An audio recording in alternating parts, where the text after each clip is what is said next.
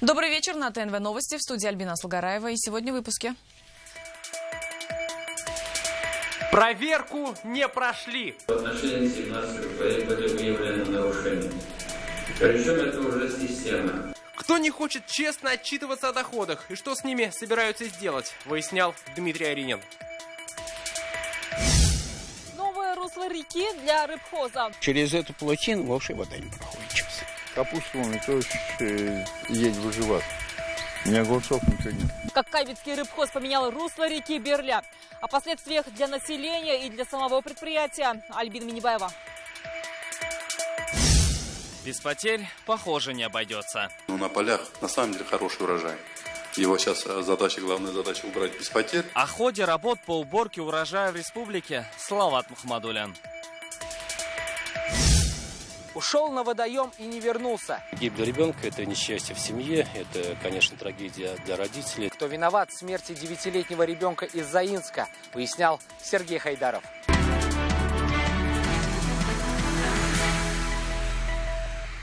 Не прошли проверку. Более чем на 300 декларациях татарстанских чиновников написанное не сошлось с реальностью. На карандаш попали 4 министра. Эти данные сегодня озвучили в Доме правительства на заседании Республиканской комиссии по противодействию коррупции. Что собираются сделать с теми, кто честно жить не хочет? Дмитрий Аринин. Сейчас по закону госслужащие обязаны отчитываться о доходах и имуществе, которыми располагают сами, и о том, чем располагают их супруги и несовершеннолетние дети. И если окажется, что эти сведения заведомо неверные или неполные, то таким чиновникам в связи с потерей доверия грозит увольнение. Как сегодня доложили президенту, такие декларации, где не все чисто, а вернее не все верно, составляют значительную долю выявленных коррупционных нарушений. По ним в прокуратуре составили 600 представлений, а 3 десятка должностных лиц привлекли к ответственности. В отношении 17 руководителей были выявлены нарушения. Причем это уже система. По итогам 2016 года за нарушение антикоррупционных требований наказано еще 4 министра. Отдельные руководители данных в список попали дважды. Кто конкретно провинился, пофамильно не назвали, но всех руководителей призвали впредь более серьезно отнестись к заполнению налогового документа. Это халатное отношение к исполнению обязанностей, которые вы еще и поручаете своим подчиненным. Подчеркну, сведения о доходах и расходах должны быть прозрачными и подконтрольным обществом. Особенно ответственность ложится на руководителей, которые должны служить примером для своих подчиненных. О том, что чиновникам скрывать доходы – это нехорошо, и за это надо жестче наказывать, говорят и татарстанцы. Слуги народа все-таки должны быть открытыми для всех. Врать вообще нехорошо. Нужно создавать систему, которая бы не позволяла этим заниматься, злоупотреблять. Конечно, это существенное нарушение, и это уголовно наказуемое деяние. Речи об административной ответственности здесь не должно вестись. Как сегодня подытожили на встрече, в республике неукоснительно продолжится системная борьба с коррупцией. Всем же выявленным нарушениям будет дана принципиальная оценка. Потеряет ли кто-то из министров свой пост, не сообщается. Дмитрий Аринин, Андерсон Тальцев, ТНВ, Казань. Уборочная кампания должна завершиться к 25 сентября. В день планируется убирать до 50 тысяч гектар. Урожайность высокая. В ряде районов с 1 гектара жатва достигает 500 центнеров. Как в республике догоняют упущенные 2 недели и почему потерь не избежать. Салават Мухаммадуллин. Татарстанские поля дождались своих покорителей. 3500 комбайнов без остановки собирают хлеб. Главное – успеть все убрать до последнего зернышка. На помощь аграриям республики – уборочные машины с юга России. На полях на самом деле хороший урожай. Его сейчас главная задача убрать без потерь. Сейчас уже все поля озимых, ячменя, они дозрели, перезрели. Дальше затягивание, конечно, приведет к определенным потерям. Но понимают это, похоже, не все районы. Претензии по производительности у Минсельхоза к бугульминским, Азнакаевским и Тукаевским аграриям. Хотя возможные потери могут сыграть и в плюс сельчанам. Из-за большого урожая цены на зерно падают, в то время как себестоимость выросла на 8%. Но это не повод расслабляться. Стимул для активной работы – конкурс на лучшего комбайнера. Сейчас в гонке за премией в 100 тысяч рублей лидирует Владимир Никитин из Нурлатского района. Николай Казаков пока не на вершине Олимпа. Со своей 1250 тонной дышит в спину лидера. Пока стоят хорошие, отличные. Техник пока не подводит. Работаем. Стараемся без потерь. Чтобы работа не была в тягость, по полям республики колесят агитбригады. Обед под живую музыку и напутствие от начальства, словно второе дыхание, говорят комбайнеры. Хороший настрой на полях отражается и на цифрах. На сегодня у нас убрано 23% площадей.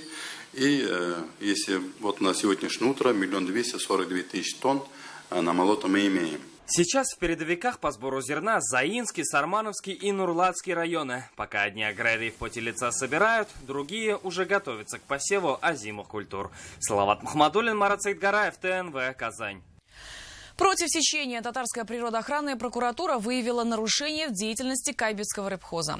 Предприятие построило плотину на местной реке. Из-за этого, по словам жителей, пострадал их урожай. Как выяснилось, был нанесен большой урон и экологии. Все своими глазами увидела Альбина Минибаева.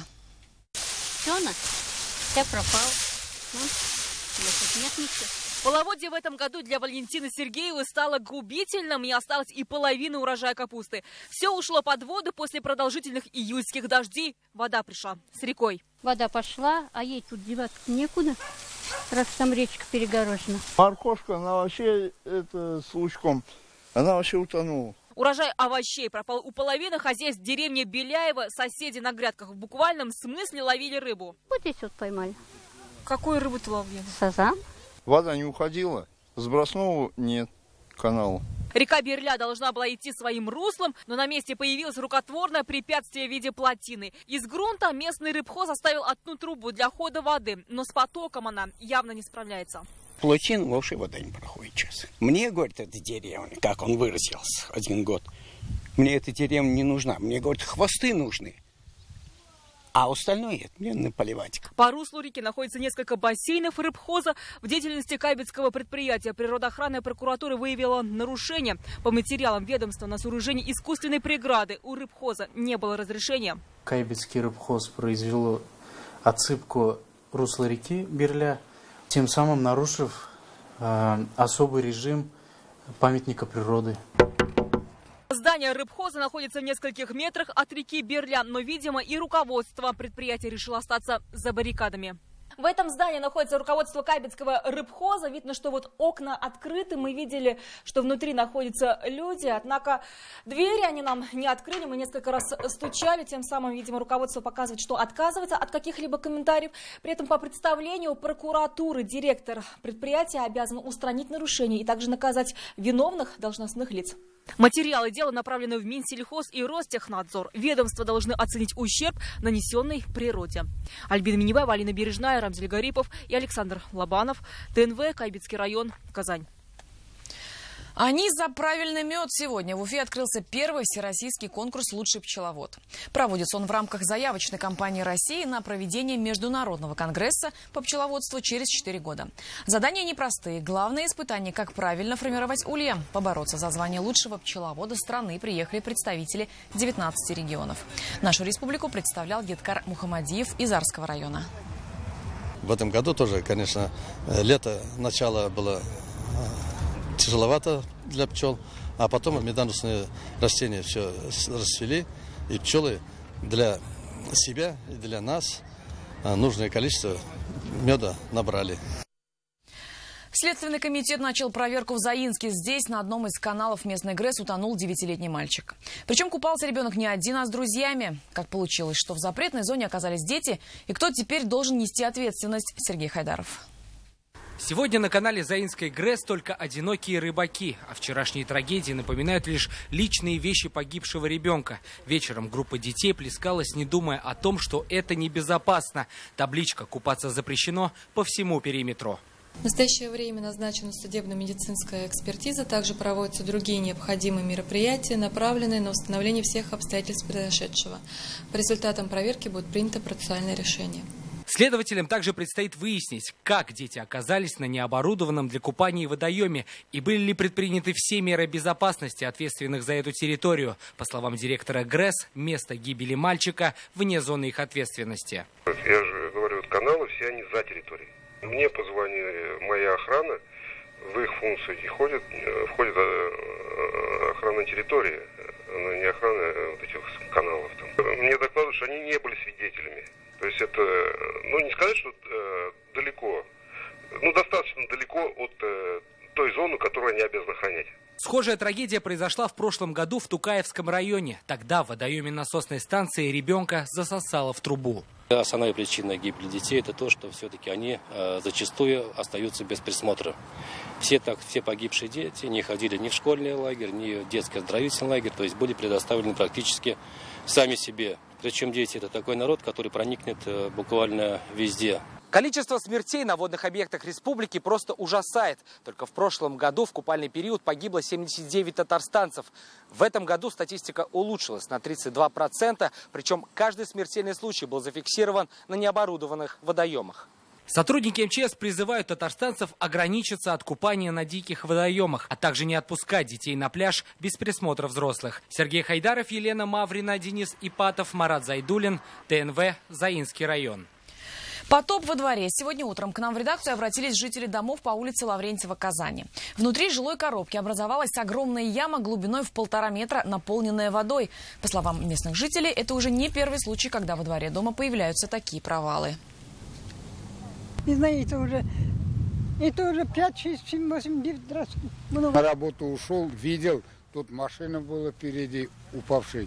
С утра был небольшой ручеек, сейчас уже он превратился практически в поток. Скорее всего, по предварительным данным, это ветхость водопровода. Данный водопровод проложен в 1983 году, соответственно, возраст уже приличный, поэтому периодически происходят аварии. Аварийная бригада столичного водоканала на место аварии прибыла лишь после обеда. Сейчас специалисты выясняют причину прорыва. Во время ремонтных работ у жителей домов временно отключили воду. Представители водоканала пообещали, к завтрашнему утру проблема будет устранена. Это новости на ТНВ и далее в программе. Что нам стоит дом достроить? Мы являемся инвесторами. Зачем Госжилфонд купил Нижнекамский долгострой и что теперь ждет объект? Лина Зинатуллина. Баталии в военном городке. Я мать, у меня 3 детей. Вы мне покажите мою детскую площадку. Кто победит в борьбе за детскую площадку? Жители или управляющая компания? Выясняла Александра Севастьянова.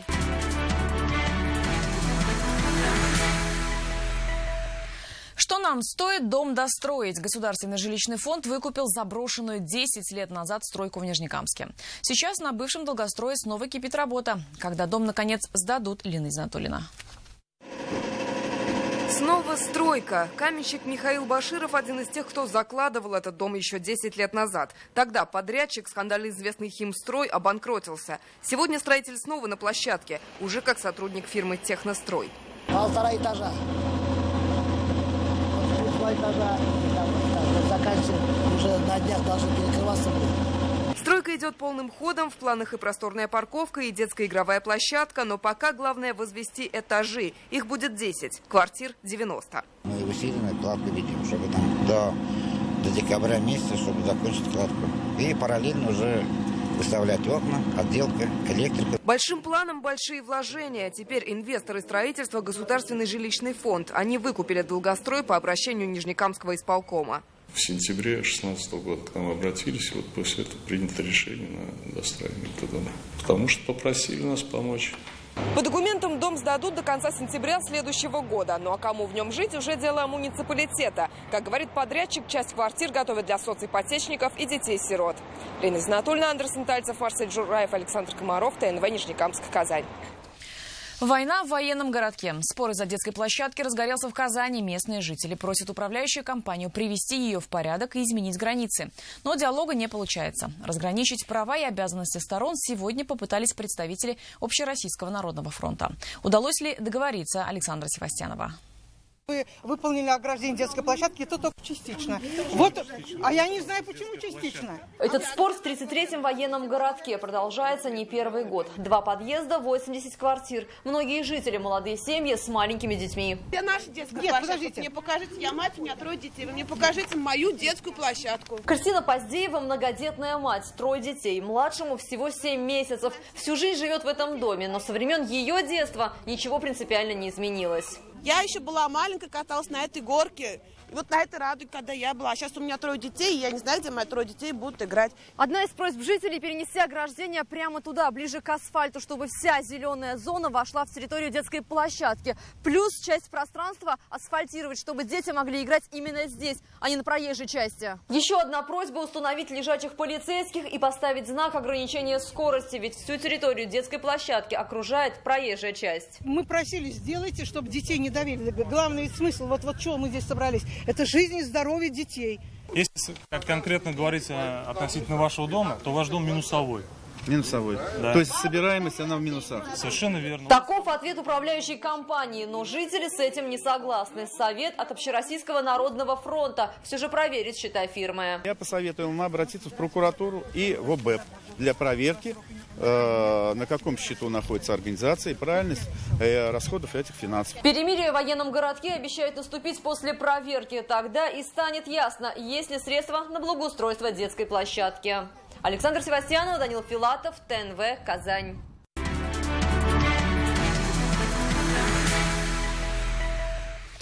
Сегодня в Казани открыли памятник автору музыки гимна республики, композитору Рустему Яхину. В небольшом сквере на Большой Красной собралась вся культурная общественность республики. Сквер, в котором установлен монумент, благоустроили еще год назад. И почти год бронзовый композитор был упакован в несколько слоев полиэтилена. Теперь он предстал на всеобщее обозрение. Любимая сердцу мелодия в интерпретации современных звезд Татарстана. Вот она, связующая нить поколений. На церемонии и президент Татарстана, и госсоветник, и спикер парламента. Сегодня день рождения великого татарского композитора.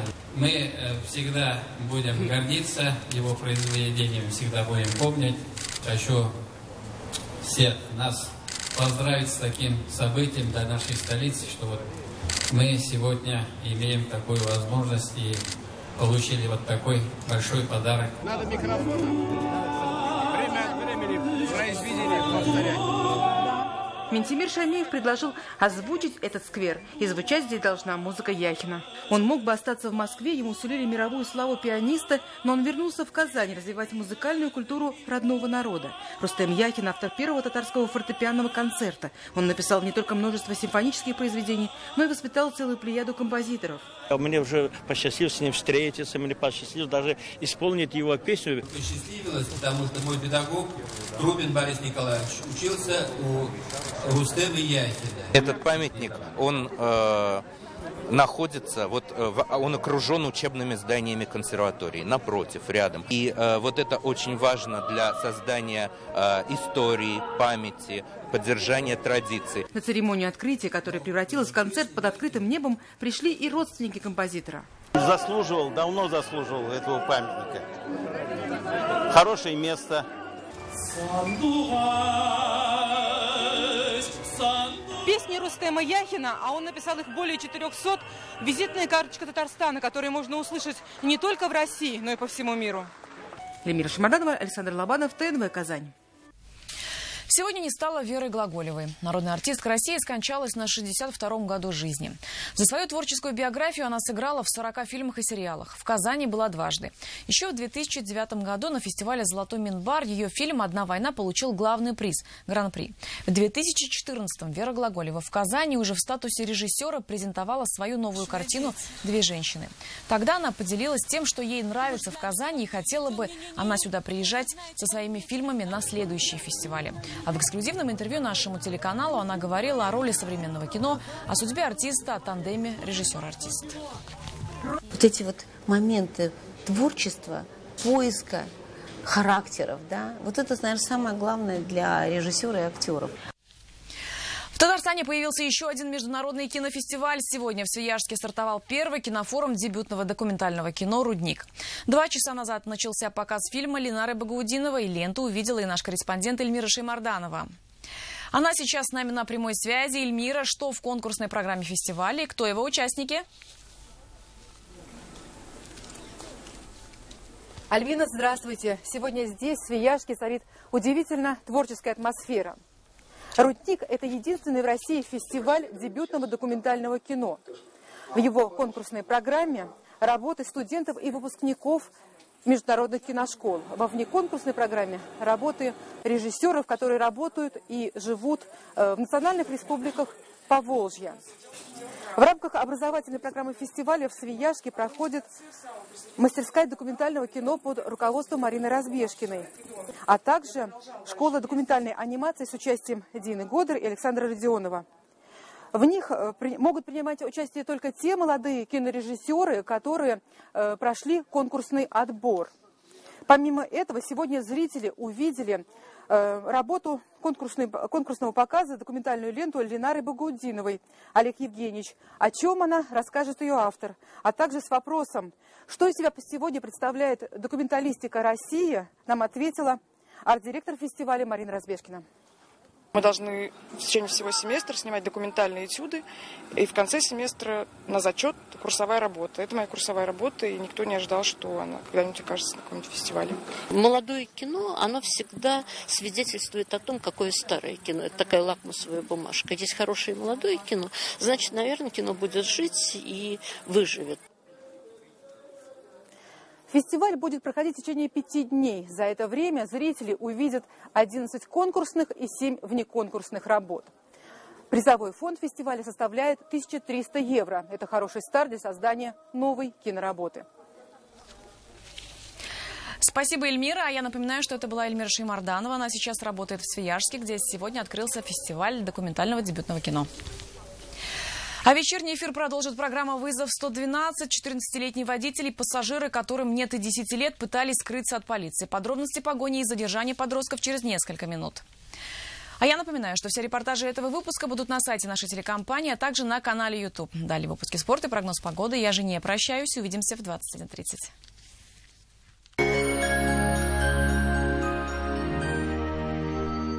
Болгар радиосы концертлар сезонын ача. 30 август Пирамидада зур бәйрәм концерты. Эстрадабызның якты йолдызлары Хәмдүнә Тимиргалиева, Венера Ганиева, Расим Низамов, Резида Шарафиева, Рөстәм Закиров, Әнвәр Нургалиев, Раяз Фасихов, Марсель Вагизов, Зөфәр Хәйретдинов, Ришат Төхвәтуллин, Сирина Зайнетдинова, Филис Кахиров һәм башкалар. Махсус кунаклар Альберт Асадуллин, Ринат Ибрахимов һәм Эльмира Калимуллина. Бәйрәм кичен якыннарыгыз белән күңелле үткәрергә теләсәгез, Болгар радиосы концертына рәхим итегез. Башлана 18 сәгатьтә. Жми на газ! Возьми «Ладу» сейчас! Автоцентр «Парус» объявляет о старте госпрограмм. Первый автомобиль и семейный автомобиль. Льготный автокредит без первоначального взноса. Автоцентр «Парус». Вот такой должна быть пешеходная улица. А вот такой должна быть газета городских новостей. Газета «Город». Вот такой должна быть газета городских новостей. В Мебельграде большая сезонная распродажа. Весь август скидки на 100% мебели. Спешите! Уникальное предложение от санатория Шифалы-Су и Жминботы. Для членов профсоюза и их семей путевка санаторная от 1990 рублей. Какой выбрать ресторан? Где заказать дешевое такси? Звони на 09 с домашнего телефона или с мобильного набирай 278 33 33. А теперь еще и электронная карта Республики Татарстан по товарам и услугам на сайте es09.ru. В клинике Медел уникальное лечение болей в спине и межпозвоночной грыжи. В клинике Медел уникальное лечение болей в спине и межпозвоночной грыжи. А почему 5 Б не идет в поход? Ребята, вы умеете оказывать первую помощь? Нет! Все. В поход идут только старшие классы. 5 Б пойдет в поход! Yes.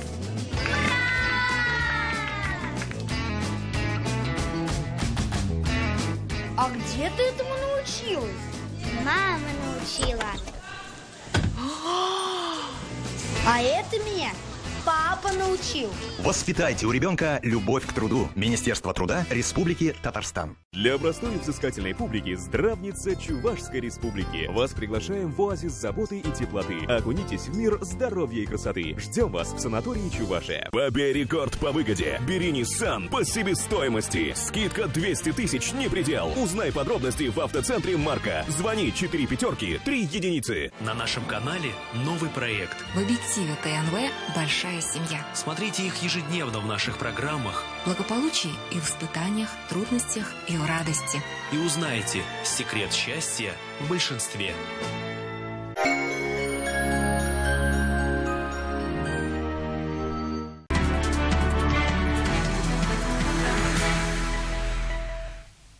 Добрый вечер. Новости спорта на ТНВ, в студии Алмаз Гафиятов. Чемпионы мира и Европы по интеллектуальному виду собрались в Казани. В эти дни наша столица принимает этап Кубка мира по шашкам 64. Россия, Литва, Казахстан, Белоруссия, Финляндия – все топовые представители настольной игры сражаются за выход в финал. Здесь и чемпион мира по классическим шашкам Сергей Белошеев, экс-чемпион СССР Аронас Нарвайшис и другие. Этапы Кубка мира параллельно с нашим городом проходят в Италии и Португалии. Однако именно казанский этап является сильнейшим. Кубок мира по счету уже 9-й. За это время сформировался основной костяк участников. Но каждый год появляются новые лидеры, подтягивается молодежь. В том числе профессионально растут и местные игроки в шашки. Турнир продлится до конца недели. Финалы в шахматной школе имени Нажмутдинова запланированы на субботу. После этого этапа останется всего 2 этапа. 5-й будет в ноябре в Грузии. А финальный этап, он традиционно уже много лет проходит в декабре в Санкт-Петербурге, где, собственно, и будет подведение итогов года. А 26 августа в Казани во второй раз пройдет одно из самых массовых в истории отечественного триатлона события Iron Star. В нем по традиции примут участие известные личности. Среди них депутат Госдумы и прославленный ватерполист сборной России Ирик Зинуров, легендарный вратарь Рубина Сергей Коско и телеведущий Михаил Шац. Зинуров откроет эстафету заплывом на 750 метров. Затем Коско преодолеет 20 километров на велосипеде. Завершит командную гонку Шац забегом на 5 километров. Напомним, старт будет дан для 2 дистанций – спринтерской и полужелезной. Помимо традиционных дистанций участников ожидает 2 специальных старта. Детский забег Star Kids и женский забег на 5 километров Iron Lady. Тем временем в Лисьей норе в Икше продолжается розыгрыш финала Кубка России по стендовой стрельбе. В 5-й день соревнований на 2-ю ступень пьедестала поднялась татарстанская спортсменка Альбина Шакирова. В квалификации наш стрелок поразила 70 мишеней, а в золотом матче уступила 2 точных выстрела победительнице турнира Надежде Коноваловой из Новосибирской области. Помимо Шакировой в финальный раунд отобрались еще 2 представительницы татарстанской школы стендовой стрельбы. Екатерина Комарова финишировала 4-й. Сегодня в предпоследний день финала Кубка России свой комплект медалей на круглом стенде разыграли мужчины. И это все новости спорта к данной минуте. Будьте здоровы и занимайтесь спортом. До свидания.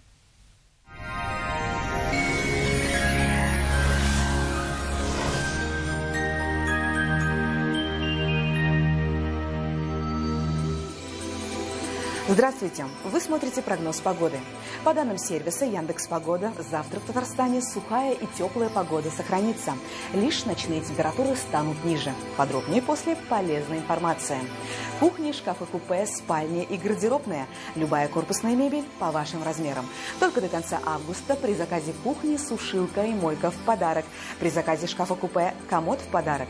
Доставка и установка бесплатные. Данил Мастер, город Казань, Восстание 23, телефон 2-167-166. О погоде. Завтра на юго-востоке в Бугульме, Бавлы, Азнакаево будет ясно и без осадков. Ночные температуры плюс 12, днем столбики термометров покажут 24 градуса. На северо-востоке, в Нижнекамске, Набережных Челнах, Елабуге также малооблачно. Ночью плюс 11, днем 23 градуса. На севере Татарстана, Менделеевске, Актаныши, Агрызе также солнечно и без осадков. Ночью плюс 10, днем около 24 градусов тепла. На северо-западе, в Арске, Кукмаре, Балтаси малооблачно. Ночные температуры плюс 10, днем воздух прогреется до плюс 24. Солнечная и сухая погода на юго-западе Татарстана. Ночные температуры плюс 11, днем около 24 градусов выше нуля. В центральных районах, в Чистополе, Альметьевске, Мамадыше также солнечно и без осадков. Ночью плюс 11, днем около 23 градусов со знаком плюс. В последующие дни теплая и сухая погода сохранится.